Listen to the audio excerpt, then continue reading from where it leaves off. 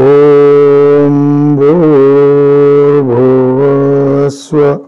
తస్సవితుర్వరేణ్యం భర్గో దేవస్య ధీమహి ధియో యో నః ప్రచోదయాత్.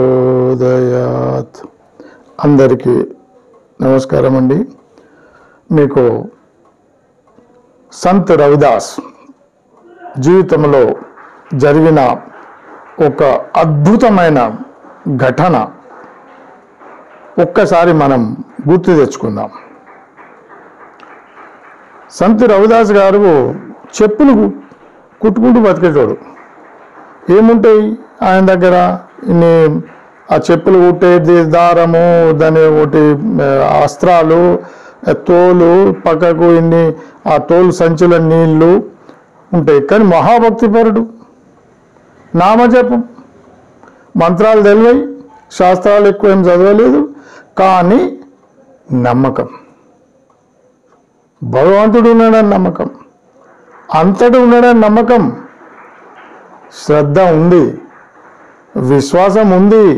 చేసేది తోలు పనైనా భగవంతుడు నమ్మి జపం చేస్తూ తన పనిలో ఆనందాన్ని పొందేవాడు. ఓనాడు ఆయన దుకాణం ముంగటి నుంచి బ్రాహ్మణుడు పోతూ ఉంటాడు. ఆ బ్రాహ్మణుడు చెప్పు ఇరిగి వచ్చి అది ఊసిపోతుంది, చెప్పు ఖరాబ్ అవుతుంది. పక్కకు ఉన్న రవిదాసుని చూసి, రవిదాసు ఈ చెప్పు కొట్టవా అని ఈయన దుకాణం దగ్గరికి వస్తాడు. సరే అయ్యా రాండి కూర్చోండి అని ఆ చెప్పును మంచి గుట్టి ఆ బ్రాహ్మణునికి ఇస్తాడు. బ్రాహ్మణుడు కోడి అంటారు అప్పుడు, వెనకట కోడి అంటే ఓ చిన్న బుడ్డ పైసా ఇస్తాడు. అప్పుడు ఈ రవిదాసు అంటాడు, అయ్యా మీరు గంగా ఎటు పోతుండ్రు అంటాడు. గంగా స్నానానికి పోతున్నాయా రవిదాసు? మరి ఇది గోమాతకు మనం గంగామాతకు ఇయ్యింది, గంగామాతకు ఈ యొక్క నాణ్యాన్ని నువ్వు నా పేరు చెప్పి చేతిలో పెట్టు అంటాడు. ఏం రవిదాసు చేతిలో పెట్టమంటావు? అయ్యో నాకు గంగామాత ఎప్పుడు కానీ నా చేతిలో తీసుకుంటే నీకెందుకయ్యా, నువ్వు గంగా స్నానం పోతున్నావు, అమ్మ రవిదాసు పంపిండు తీసుకో నీ చేతితో అని అన్నాడు, మరి తీసుకుంటావా అని చెప్పి ఇయ్యు. సరే అని ఏదో మనిషికి విచారం అనుకుంటా బ్రాహ్మణుడు చిన్నగా పెద్ద దాన్ని లోతుగా ఆలోచించకుండా ఆ కోడిని తీసుకొని అది చిన్న నాణ్యం కూడా పైసా వెనకడిది వెళ్తాడు. గంగా స్నానం చేసిన తర్వాత యాదికి వస్తుంది, అరే రవిదాస్ ఇచ్చిన నాణ్యం నా దగ్గరనే ఉంది, ఈయననేమో గంగామాతకు చేతులు ఇవ్వమన్నాడు, గంగామాతకు చేతుల నాకు ఎటు అర్థం కాలేదని, ఎందుకైనా మంచిదని అమ్మా గంగామాత ఈ రవిదాస్ అనే చెప్పులు కుట్టే మనిషి నాతో ఒక కోడి పంపిండు, ఆయన అన్నాడు ఏంటంటే నీకు చేతులు ఇవ్వమన్నాడు అమ్మ అంటే ఒక చెయ్యి పైకి వచ్చింది. ఆ గంగా నది నుండి ఓ చెయ్యి అనుకోకుండా బ్రాహ్మణుడు చూస్తాడు, చెయ్యి పైకొచ్చింది, పైకొచ్చి మాట వింటే ఈ నా చేతిలో నాణాన్ని పెట్టు అన్నాడు. అరే అద్భుతము! ఆయన బ్రాహ్మణుడు ఆశ్చర్యపోతాడు. ఆయన చెప్పడం వెళ్ళి చెయ్యి రావడం, నాణ్యం పెట్టిన తర్వాత ఇంకో చెయ్యి పైకి వస్తుంది, మంచి వజ్రాల కంకణం ఆ చేతి నుండి ఆ గంగామాత నుండి శబ్దాలు వస్తాయి, ఇది రవిదాస్కి ఇయ్యు అని, ముట్టింది నీ కోడి అని చెప్పు అని. ఆ బ్రాహ్మణుడు ఆ కంకణం తీసుకుంటాడు. అరే వజ్రాలు వైడూర్యాలు ఆ బంగారంతో చేసిన కంకణము, ఈ కోడి ఏంది చేతి రావడం మీద గంగా నుండి అంత ఆశ్చర్యంగా చూసి ఆ కంకణం తీసుకొని ఇది రవిదాస్కి ఎందుకు ఇవ్వాలి, ఇంత మంచి విలువైన వస్తువును ఈ యొక్క రాజుకి ఇస్తే రాజు మెచ్చుకొని ఏమన్నా నాకు అగ్రహారాలు మంచి కానుకలు ఇస్తాడని ఆయన దాంట్లో ఒకటి వికృతి వస్తుంది. రాజ్యసభకు పోతాడు. అక్కడ రాజుగారికి ఏం చెప్తాడు, అయ్యా నా తరఫున మీకు ఒక కానుక తీసుకొచ్చాను, మీకు సమర్పించదలుచుకున్నానంటే సరే అని రాజు అంటాడు. ఈ యొక్క కంకణము రాజుగారికి సమర్పిస్తాడు. రాజుగారు రాణిగారికి ఇస్తారు. రాణిగారు చూసి అత్యంత అద్భుతమైన ఇంత మంచి కంకణం చేతికి వేసుకొని చూసి నాకు ఇంకో చేయి కూడా అటువంటిదే కావాలని అడుగుతుంది, డిమాండ్.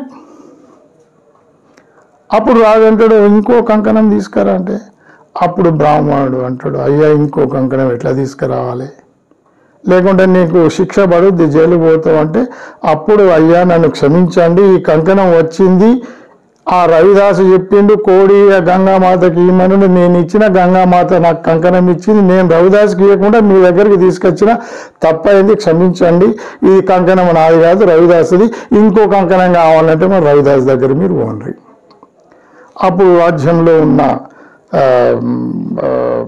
వాళ్ళ నుంచి కబురు తీసుకుంటాడు, ఆ ఎవరు రవిదాసు, మరి కంకణం కావాలి, ఆయన గంగామాతనే చేతులకు డబ్బు ఇచ్చేవాడు, ఆ మాత నుంచి చేయి నుంచి తీసుకున్నాడంటే సామాన్యుడు కాదు, ఆయనను మేము దర్శించుకుంటామని రాజు మంత్రి వాళ్ళ పరివారంతో సహా ఆయన చెప్పులు కుట్టుకునే దుకాణకు ఈ బ్రాహ్మణుని కూడా తీసుకొని వస్తారు.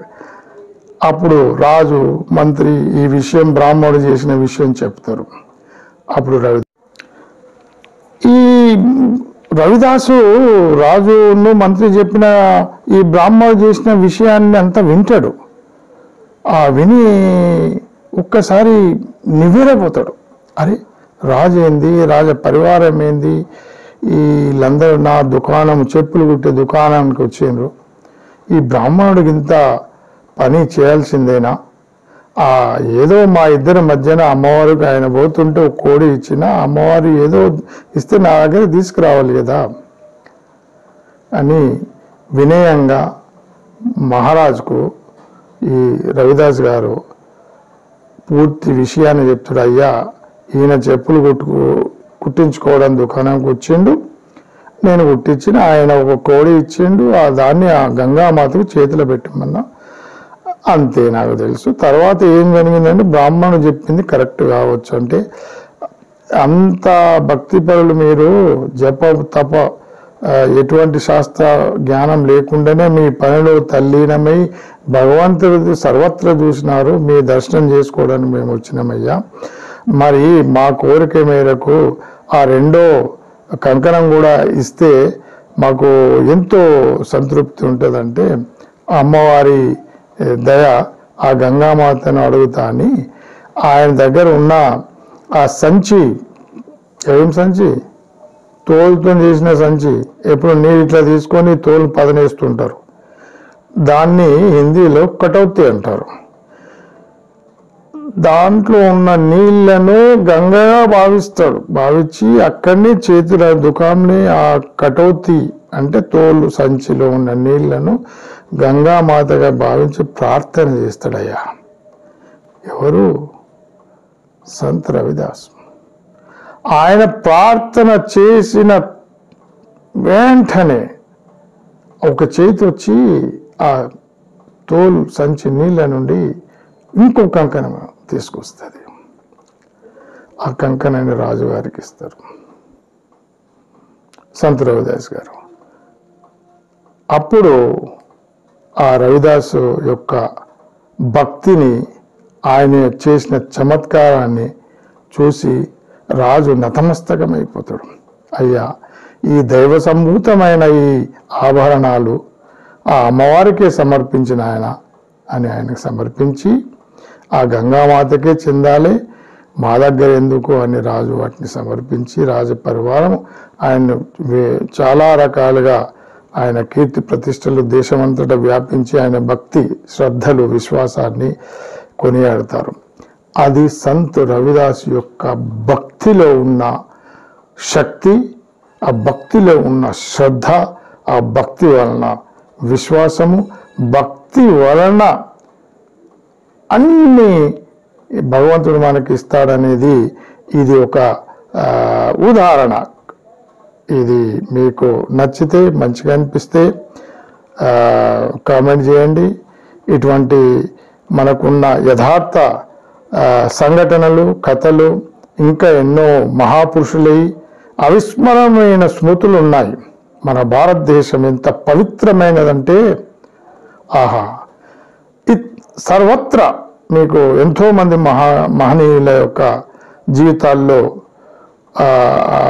అతుల్యమైన అనిర్వచనీయమైన సంఘటనలు ఉన్నాయి.